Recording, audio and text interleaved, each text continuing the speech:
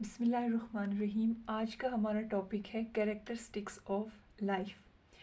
Biologist के according life characteristic का ऐसा सेट या मजमुआ है जो कि लिविंग ऑर्गेनिज्म को नॉन लिविंग ऑर्गेनिज्म से डिफ्रेंशिएट करता है। यानी जो चीज़ें लिविंग ऑर्गेनिज्म के तौर पे कंसिडर की जाती हैं उसमें और नॉन लिविंग में फ़र्क करने वाली चीज़ जो है वो लाइफ है।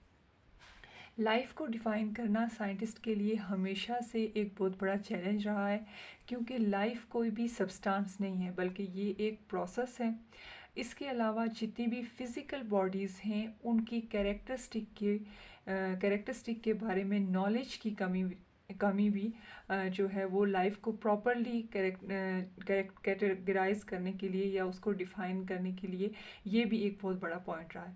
अब तक लाइफ की 123 डेफिनेशन कंपाइल की जा चुकी हैं, जिसमें सबसे मोस्ट एक्सेप्टेबल जो कि नासा की तरफ से भी सबसे एक्सेप्टेबल है वो ये है कि लाइफ एक ऐसा मैटर है जो कि अपने आप को रिप्रोड्यूस करने की और अपने आप को इवॉल्व करने की सलाहियत रखता है। अगर हम लाइफ के ऑर्गेनिज्म की वो कैरेक्टरिस्टिक्स देखें जिनको लाइफ कहा गया है तो उसमें सबसे इम्पॉर्टेंट और सबसे पहली कैरेक्टरिस्टिक जो आती है वो है होम्योस्टेसिस। होम्योस्टेसिस बेसिकली मेंटेनेंस होती है इंटरनल इन्वायरमेंट की from the harms of fluctuation in the external environment. यानी जो कुछ भी एक्सटर्नल इन्वायरमेंट में हो रहा होता है उसका असर जो है वो इंटरनल इन्वायरमेंट पे ज़्यादा ना पड़े। इंटरनल इन्वायरमेंट अपने आप को रेगुलेट करने की एबिलिटी रखता हो, ताकि जो बॉडी है या कोई भी इंडिविजुअल है या कोई भी सेल है वो प्रॉपरली फंक्शन करे।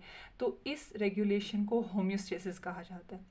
जो सेल्स होते हैं उन्हें सर्वाइव करने के लिए हमेशा अप्रोप्रिएट कंडीशंस की ज़रूरत होती है, जैसे प्रॉपर टेम्परेचर है, प्रॉपर पीएच है और डिफरेंट केमिकल की कंसंट्रेशन है।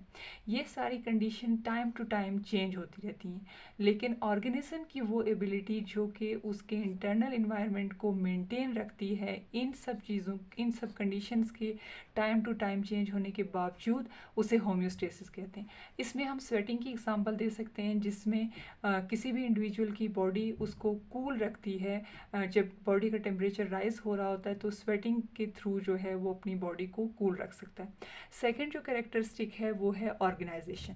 लिविंग ऑर्गेनिज्म हाईली ऑर्गेनाइज्ड होते हैं और उनके स्ट्रक्चर जो हैं वो बहुत कोऑर्डिनेटेड होते हैं as compare to the living organism.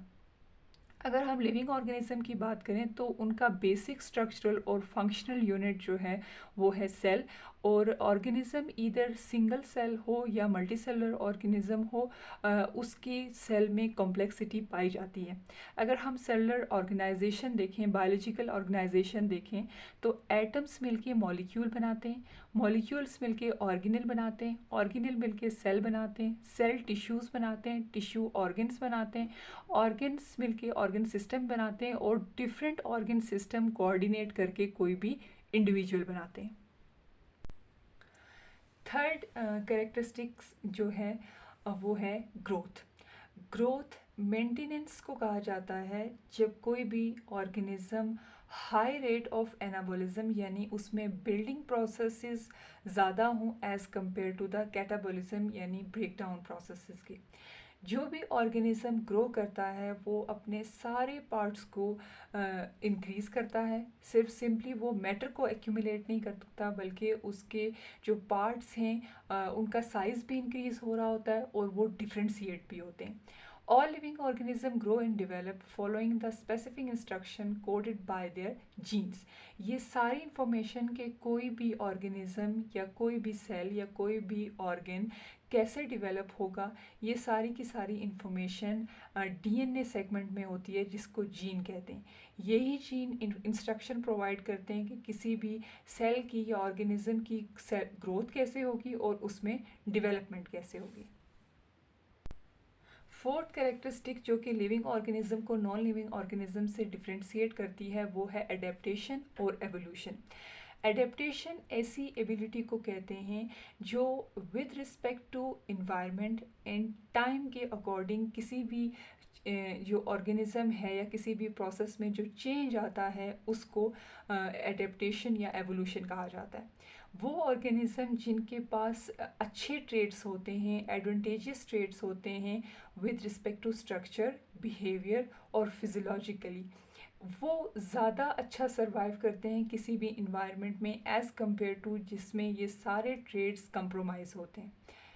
Next जो और कैरेक्टरिस्टिक आती है वो है response to stimuli. Living organisms different stimuli को रिस्पॉन्ड करते हैं जबकि लिविंग नॉन लिविंग ऑर्गेनिज्म नहीं करते। जो स्टिमुलाई जिसको लिविंग ऑर्गेनिज्म रिस्पॉन्ड करते हैं वो डिफरेंट टाइप के हो सकते हैं। यहाँ पे जो हमने एग्जांपल्स ली हैं वो है फोटोट्रोपिज्म यानी लाइट के लिए रिस्पॉन्स, केमोट्रोपिज्म जो कि केमिकल के लिए रिस्पॉन्स होता है।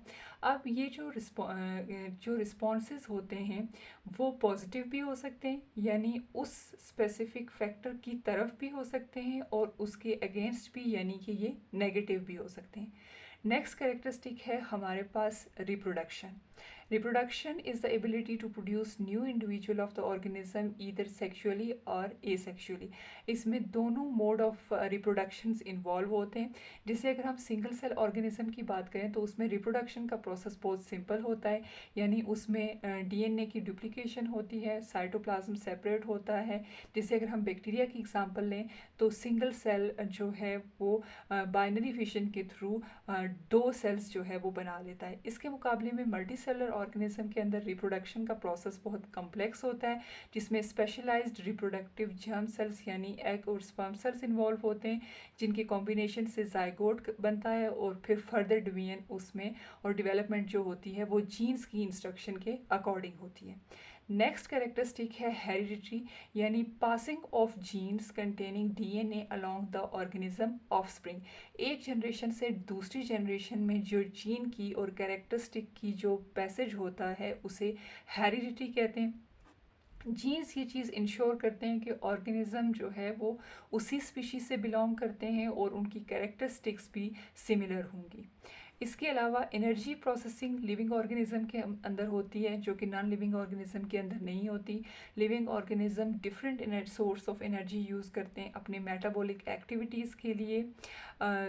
जो लिविंग ऑर्गेनिजम्स होते हैं उसमें जो ऑटोट्रोफ्स होते हैं, अगर हम प्लांट्स की बात करते हैं तो वो लाइट एनर्जी को केमिकल एनर्जी में चेंज करते हैं जबकि हेटेरोट्रॉफ्स इस केमिकल एनर्जी को यूटिलाइज करते हैं अपनी डिफरेंट मेटाबॉलिक एक्टिविटीज़ के लिए।